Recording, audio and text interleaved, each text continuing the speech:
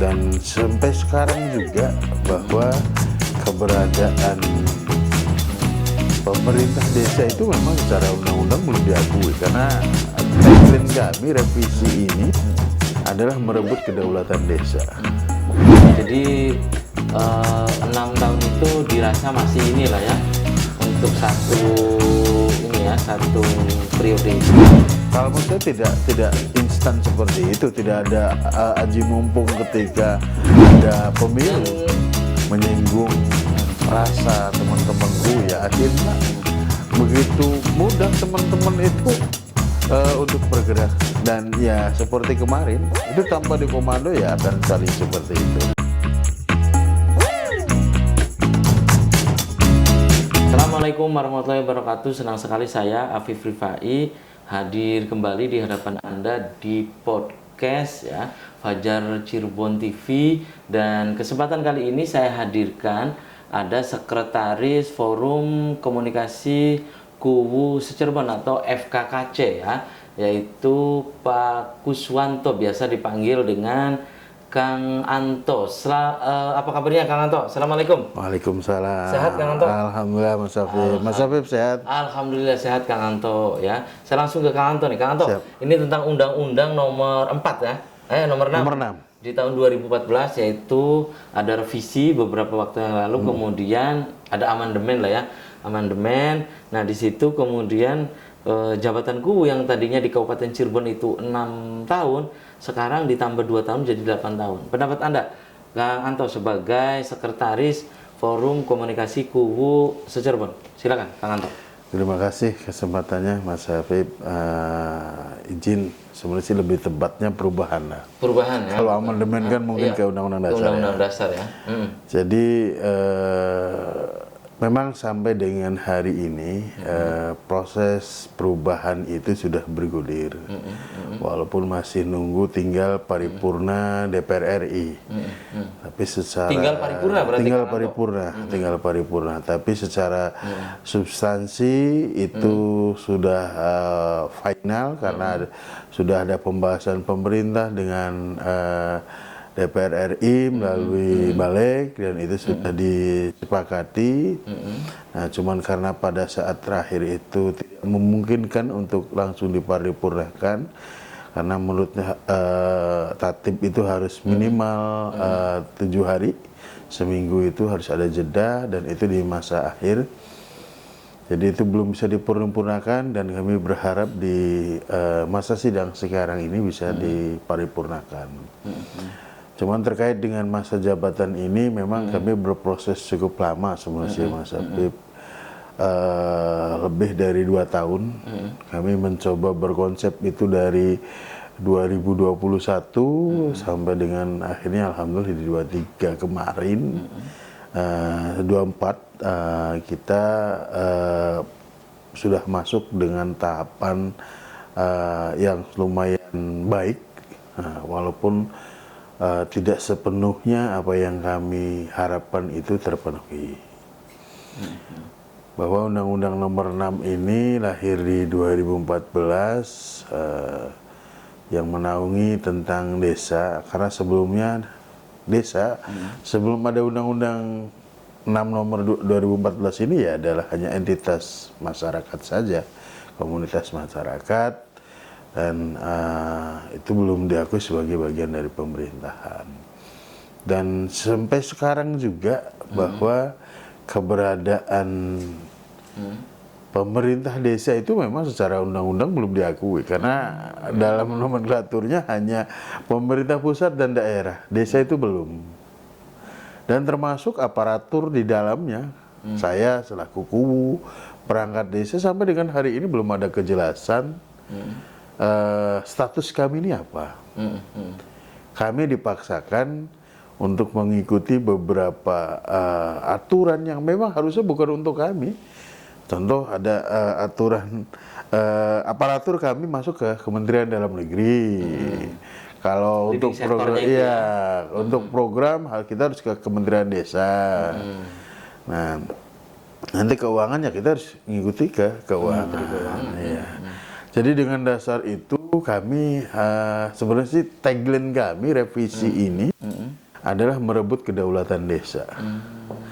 Bahwa dengan implementasi undang-undang desa yang sudah cukup lama ini masih banyak yang belum bisa maksimal.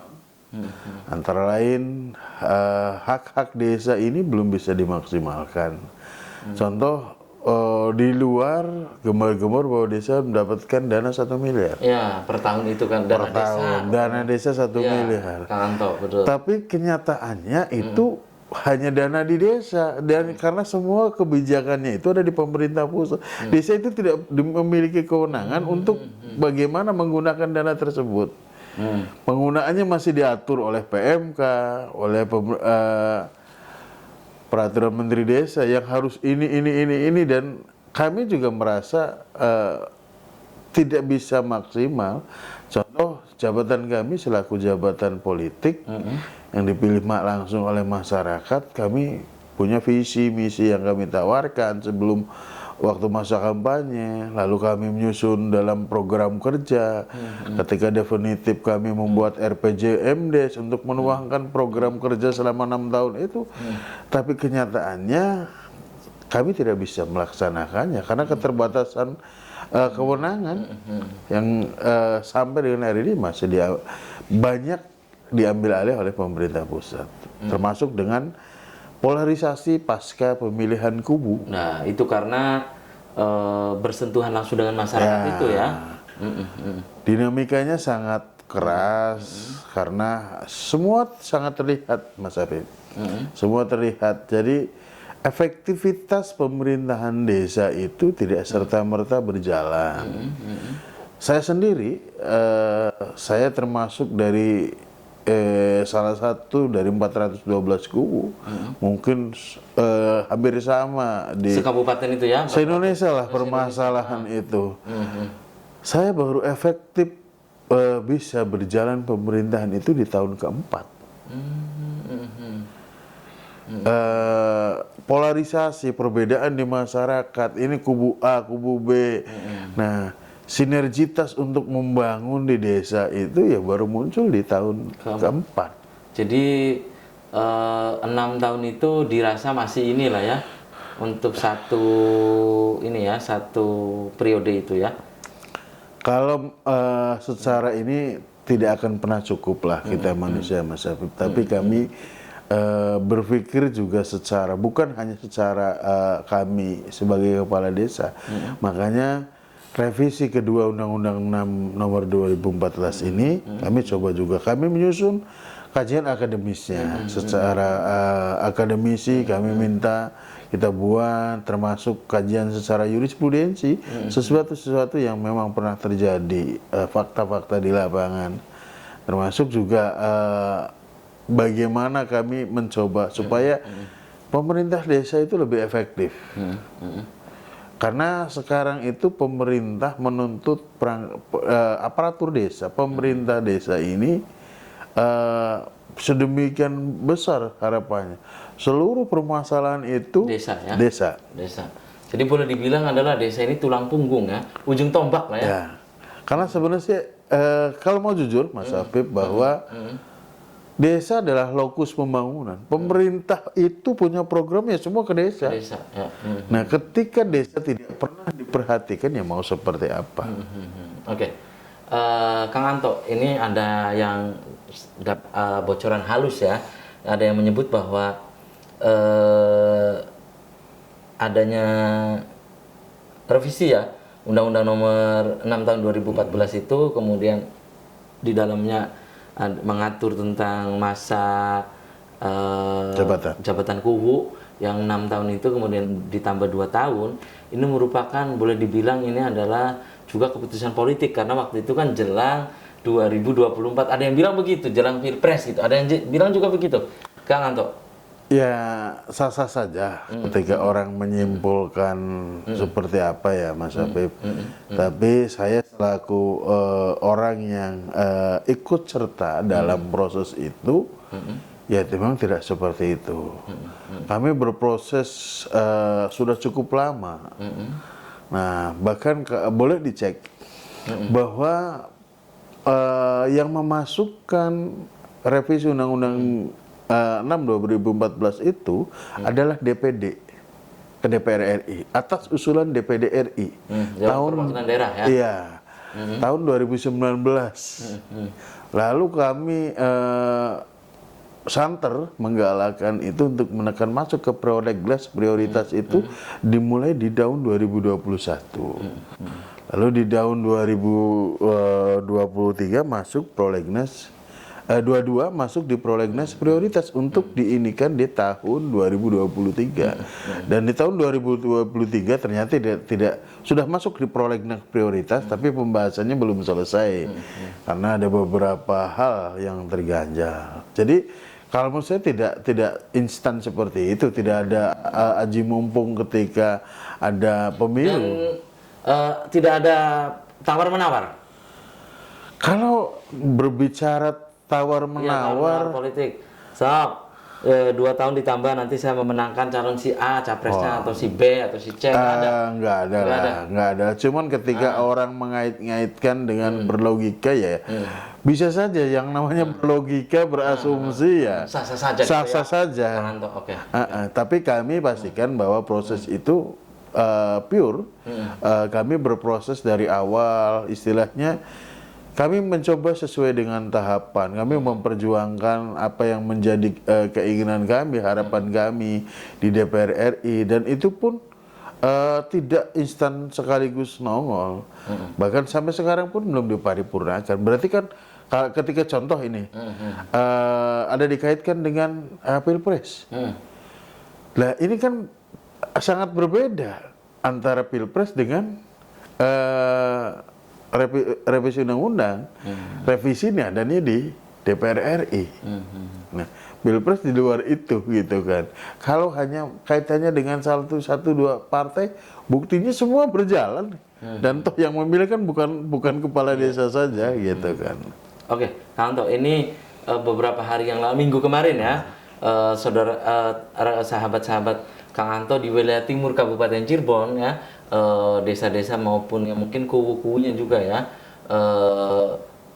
terkena itu ya, desa-desanya ada yang terkena musibah banjir itu. FKKC saya lihat di beberapa berita ataupun ya berita baik di media cetak maupun online juga menggalang aksi dukungan. Itu bagaimana caranya waktu itu gitu Kang Anto? Ya karena memang izin ya Habib, bahwa FKKC itu lahir dari sebuah kesamaan rasa bahwa kubu kepala desa di Cirebon ini memiliki sesuatu persamaan. Suatu persamaan ketika bagaimana menjadi seorang kubu, susah, senang, beban yang harus ditanggung, itu sama. Ketika seluruh kebijakannya orang akan melihat sisi buruknya, sisi negatifnya. Akhirnya lahirlah FKKC. Makanya jargon kami di FKKC itu membersamai persaudaraan kubu itu lahir dan batin. Jadi ketika satu kubu merasa susah, semua akan merasakan susah.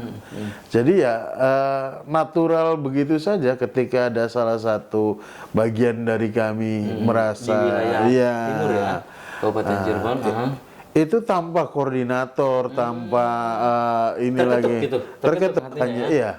Kami memang sering bersifat seperti itu. Makanya orang melihat, ada sebagian orang melihat, oh FKKC itu hanya a priori lah, hanya bisa bernarasi dan lain, tapi realnya tidak.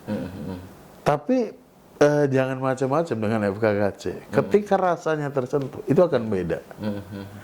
Nah, itu uniknya organisasi kami, walaupun organisasi FKKC itu forum lokal ya, cuman hanya di Kabupaten Cirebon, walaupun afiliasinya ke Abdesi, secara ex officio ketua dan ini adalah pengurus ketua juga di Abdesi, DPC Abdesi Kabupaten Cirebon. Seperti Pak Ketua FKKC ex officio jadi ketua DPC Abdesi. Saya pun sama selaku sekretaris secara ini ya. Ex officio ya, sekretaris Abdesi ya. Dan itu terbuktikan Kak Habib, bahwa hari ini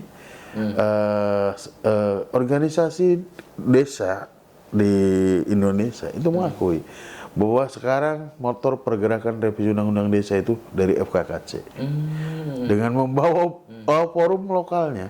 sampai bahan-bahan jurisprudensi terkait dengan revisi undang-undang untuk masa jabatan dan lain itu dari Cirebon. Dan kemarin beberapa kali pernah lah terjadi hal-hal yang menyinggung rasa teman-temanku, ya akhirnya begitu mudah teman-teman itu untuk bergerak, dan ya seperti kemarin itu tanpa dikomando ya akan saling seperti itu. Seperti bencana banjir di wilayah timur itu ya, tanpa dikomandoi, rekan-rekan yang lain juga tergerak akhirnya gitu, Kang Anto ya. Iya, karena bentuk kepedulian kami sesama kuwu lah, kami Itu tahu. bentuk pedulinya apa aja Kang Anto waktu itu? Baju Itu layak pakai atau apa? ada kemarin tuh ada sebagian, jadi kita lebih donasikan secara bentuk uang. Terus juga ada rekan kuwu yang memang basicnya pengusaha, dia punya stok di gudangnya, kasur, kasur lantai, bantal dan lainnya. Sumbangkan juga, disumbangkan donasikan juga. Ada yang berbentuk beras gitu kan. Kebetulan beliau pengusaha beras, lalu mengirimkan sekian ton gitu kan. Termasuk juga ada yang pakaian-pakaian bekas layak pakai gitu kan. Iya, donasikan juga. Didonasikan. Cuman kadang-kadang ya kami banyak yang tidak mau terekspos lah. Jadi lumayan sih kami bagi 2 tahap kemarin tuh di Pabedilan sama di Walet ya. Oh, di 2 kecamatan itu. 2 kecamatan. Oke, Kang Anto, kita beralih nih ya. Dan saya dapat informasi bahwa beberapa waktu ke depan ini Kak, FKKC Forum Komunikasi Kuwu Cirebon akan menggelar musyawarah ya, sebagai forum tertinggi untuk memilih ketua yang baru nantinya. Apa betul demikian, Kang Anto? Saya dengar-dengar Kang Anto juga akan maju, apa betul? Enggak. Saya kebetulan memang benar saya jawab dulu ya Kang Afif, bahwa FKKC akan menggelar musyawarah besar. Mubes ya? Ya, Mubes. Mubes itu diamanatkan oleh anggaran dasar FKKC untuk dilaksanakan minimal 3 tahun sekali. Dan fungsi Mubes itu ya bukan hanya tentang memilih ketua sebenarnya sih. Mubes itu lebih terfokus menggali apa sih kebutuhan FKKC. Hal-hal apa yang harus dilakukan FKKC ke depan. Ada rekomendasi nantinya? Ya, ada rekomendasi. Jadi ketua FKKC terpilih itu kalau ini mohon maaf, kalau organisasi lain kan biasanya visi misi ketuanya dulu. Kalau FKKC itu dia yang harus diberikan mandat untuk menjalankan apa yang menjadi keinginan organisasi. Karena FKKC itu bersifat kolektif kolegial, Mas Afif. Karena ketua FKKC itu tidak memiliki garis komando kepada anggotanya, tapi hanya berdasarkan kesadaran bahwa kita ini harus satu arah. Bahwa fungsi dari kepengurusan ketua itu hanya menjadi wasilah, menjadi koordinator untuk mengkomunikasikan dari berbagai komponen saja. Jadi keputusan apapun itu ada di rekan-rekan kuwu, dan di bawah musyawarah besar itu ada istilahnya rapat 40 ketua FKKC kecamatan. Itu adalah DPR-nya FKKC. FKKC ya. Tapi forum tertingginya musyawarah besar itu. Musyawarah besar. Sampai sekarang belum ada calon-calon yang muncul atau memang alami saja nantinya itu, natur saja. Kita tetap ada. Sebenarnya sih kemarin itu seyogyanya harus dilaksanakan di bulan Desember. Nah, cuman bulan Desember itu kita berbenturan dengan pileg. Pilwu di 100 desa. Ya. Akhirnya teman-teman bersepakat untuk dimundurkan di bulan Januari. Cuman ketika di bulan Januari ini teman-teman untuk meminta dimundur karena pileg begitu riweh gitu kan, begitu rame. Nah, termasuk setelah pemilu juga ini kita lagi konsep. Cuman setiap langkah kebijakan kita itu harus diawali dengan musyawarah 40 ketua kecamatan. Karena forum itu forum tertinggi setelah musyawarah besar. Oh, di 40 itu. Iya. 40 ketua FKKC kecamatan, dan kebetulan saya juga presidium untuk Mubes itu. Gitu ya. Jadi tidak dibuka calon gitu, calon ketua FKKC gitu. Nantinya pasti akan dibuka, karena salah satu syarat untuk itu ya harus mendapatkan minimal 30% rekomendasi dari kubu. Kami dalam ADART-nya gitu, disyaratkan untuk mendapatkan Tapi rekomendasi. tidak itu ya, alami saja nanti munculnya itu ya. Pasti ada. Kita akan setelah kan ada Pramubes, sebelum Pramubes itu kita akan membuat persyaratan-persyaratan untuk calon-calon bakal ketua FKKC ini. Nah, contoh salah satunya yaitu masa jabatan minimal harus minimal 3 tahun. Sudah 3 tahun. Bukan, minimal masih 3 tahun setelah dikukuhkan. Jadi ketua gitu misalnya. Iya, karena masa jabatan ketua FKKC itu 3 tahun, Kang Afif. Jadi kalau selama itu dia harus memang masih menjabat sebagai kubu. Karena syarat keanggotaan FKKC itu adalah kubu definitif. Ya, dan saya lihat ini sepertinya Kang Anto nih sudah siap ini, apa betul ini akan maju ini? Enggak. Kang Anto. Saya rasa masih banyak teman-teman yang lebih layak dan lebih siap, Mas Habib. Saya dengan Pak Ketua FKKC selama pengabdian khidmah yang 3 tahun ini, saya rasa sudah cukup lah. Kita harus juga ada regenerasi dalam organisasi. Dan itu suatu keharusan itu, Ya, regenerasi itu kan. supaya organisasi ini lebih hidup, lebih dinamis, dan ya tentunya lebih baik ke depan. Oke. Dan sayang sekali nih Kang Anto, usai sudah kebersamaan di podcast ya, Fajar Cirebon TV. Nanti kita bisa dilanjut lain waktu, lain kesempatan, tentu dengan tema yang berbeda. Kang Anto, dan Kang Anto silakan sebelum saya closing, pesannya apa untuk sedulur-sedulur Fajar Cirebon di rumah, silakan. Ya, saya sih berterima kasih ya kepada Fajar Cirebon telah memberikan kesempatan dalam podcast ini, memberikan ruang kepada kami, Forum Komunikasi Kubu Cirebon, untuk bisa ngobrol. Kami juga selalu berdoa supaya Fajar Cirebon selalu tetap jaya, tetap hebat, dan tentunya jauh lebih baik ke depan, dan terus bisa berkarya untuk masyarakat Kabupaten Cirebon tentunya, dan untuk seluruh pemirsa Fajar Cirebon podcast ini, ya semoga sehat selalu, sukses selalu, dan terus update terus info-info dari podcast Fajar Cirebon. Mungkin itu. Oke, terima kasih nih Kang Anto ya. Siap. Sehat dan sukses selalu nih. Siap, terima kasih juga. Kang Anto. Oke, dan sedulur Fajar Cirebon TV, demikian podcast kita kali ini, semoga bermanfaat. Terima kasih atas perhatian dan kebersamaan Anda. Akhirnya saya, Afif Rifai, dan kerabat kerja di edisi kali ini harus pamit undur diri, dan wassalamualaikum warahmatullahi wabarakatuh.